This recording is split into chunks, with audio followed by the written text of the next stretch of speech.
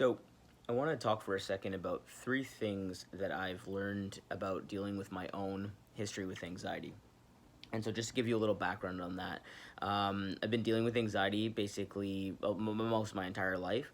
And when I even say dealing with anxiety, I don't even like to identify with it, which could be a whole other video. Like, I don't say, like, I have anxiety. It's not something that I tell people or I actively engage in. But there was a time in my life where I did have such bad anxiety, basically from the end of high school leading into my entire time at university. I couldn't even sometimes eat in a restaurant, couldn't be in certain public spaces, couldn't ride public transit, couldn't take a bus, just because I hated the feeling that I would be in a situation where I'd have anxiety and I'd have to leave. I'd feel like I was having a panic attack and I'd have to leave and I wouldn't be able to. And that made me really stressed out and contributed to the anxiety more and more and more and more.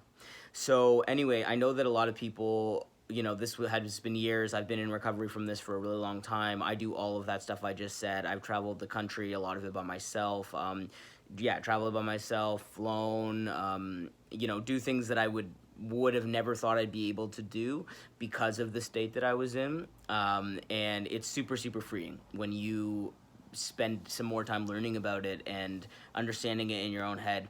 And I think every year that I live, my anxiety levels go down. Now, that doesn't mean that they're not going to be like this, that they'll be like this forever. Who knows? Maybe it'll come back, but it's just, I just want to share a few things that I've learned because I know that this is something that people struggle with and they talk about. So the first thing I'll say about it is that reminding yourself that you're not alone.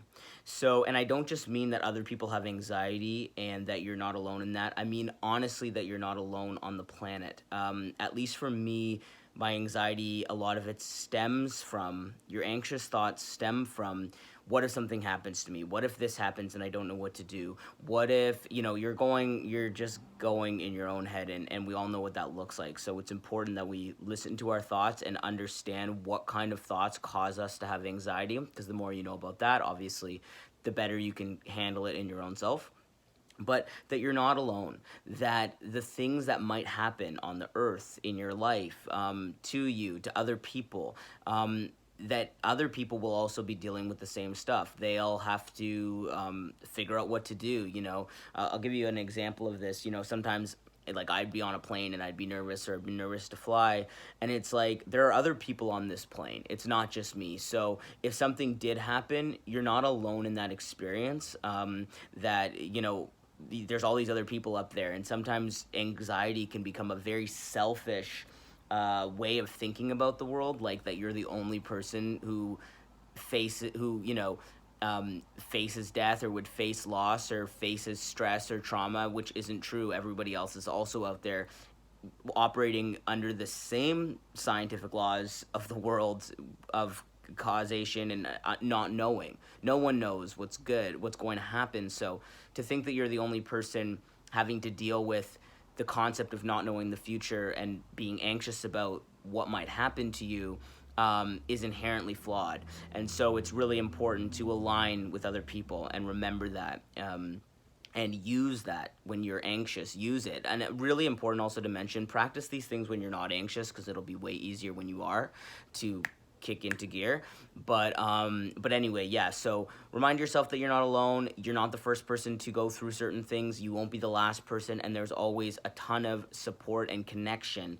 Just because we feel space and distance between people does not mean that it exists, which again could be a whole other video. But anyway, so that's point one. Point two is that anxiety is a habit of control. And what I mean by a habit of control is it's something that you get really, really used to feeling, and it's something that you use in order to feel like you've got some kind of control in your life.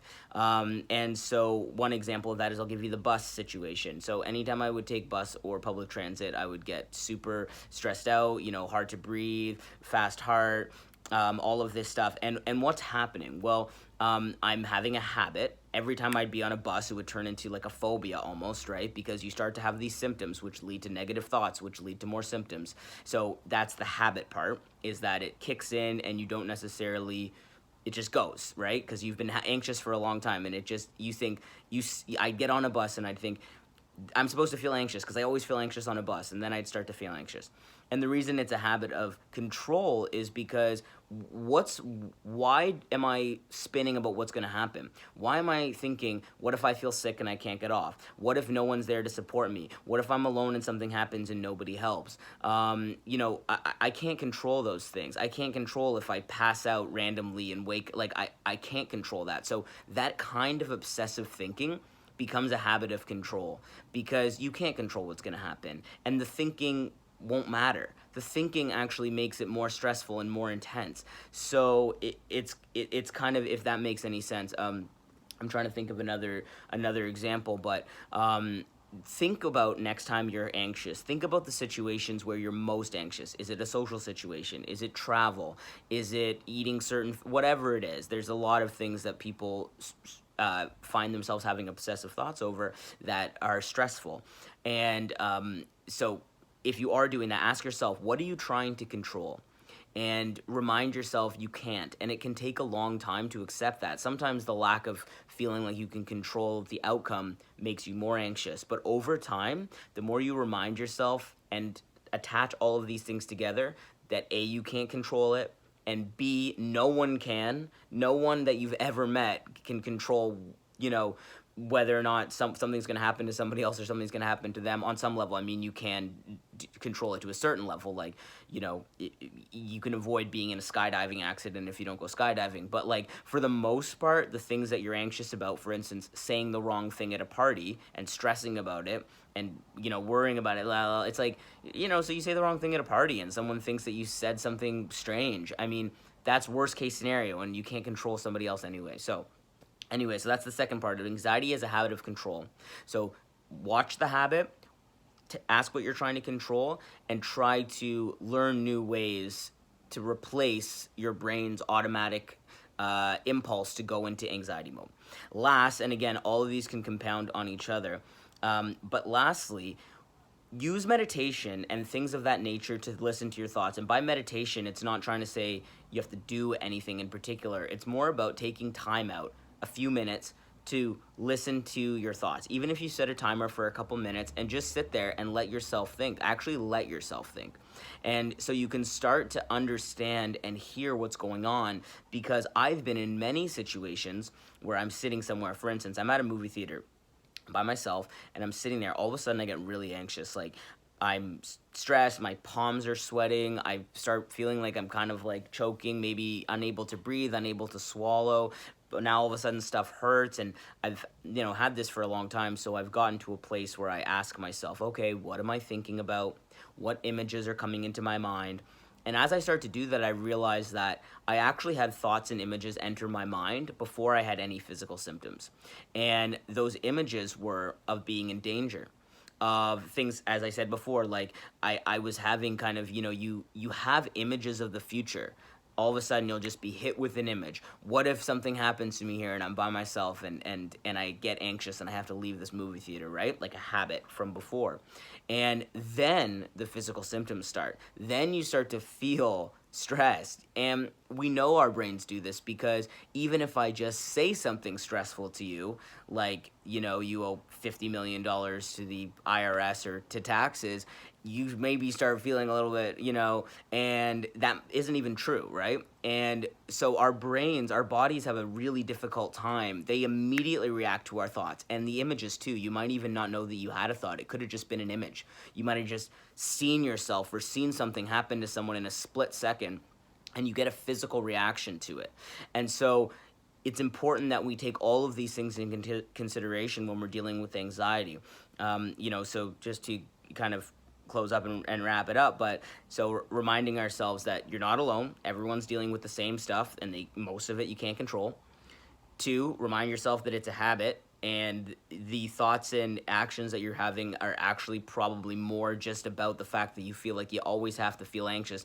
Sometimes I overhear certain situations, and it's amazing how many people think that they just have to feel something. Now, this isn't about anxiety, but yesterday at the coffee shop, some people were sitting beside me, and this one girl, she's like, I just, I can't drive. She's like, I'm terrible at driving. I don't know any of the signs. I don't have the ability basically to learn how to drive. And it's like, okay, cool. But to me, at this point in my life, I can only speak for myself. When I hear that stuff, I just think, wow, the limiting beliefs out there are so real.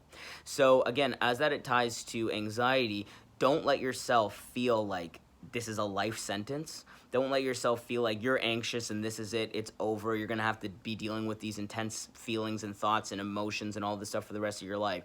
It is completely manageable. It is completely recoverable, but it takes the steps and it takes the awareness and it takes a conscious effort to understand what's going on and then take the necessary steps to fix it, so that when you can live your life and that you can be happy and that you can do things that that you don't want anxiety to hold you back from, because then they become phobias and then you're just in a whole thing, right? So I want you to live your life and I want you to do the things, because that's what I wanted for myself too. So just know that it's possible. It takes practice.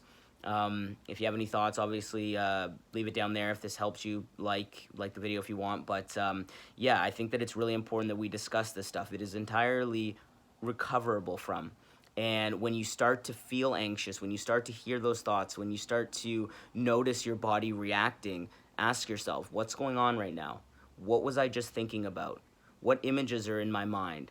And how can I relinquish more control? How can I surrender more to life? A situation that I have very little control over, so that I actually can live my life and be happy and know that I have the ability to handle whatever comes my way. Something insane happens right in front of you, just to know that it's okay, that you will get through it, that you have the ability to handle what happens. Last thing I'll say on that, one of my big anxieties, for instance, is food poisoning. I've never even had it, and yet at least a couple times a month, like, what if I get food poisoning? And it really stresses me out. But after 10 years of that, I remind myself, okay, I get food poisoning. I start throwing up everywhere.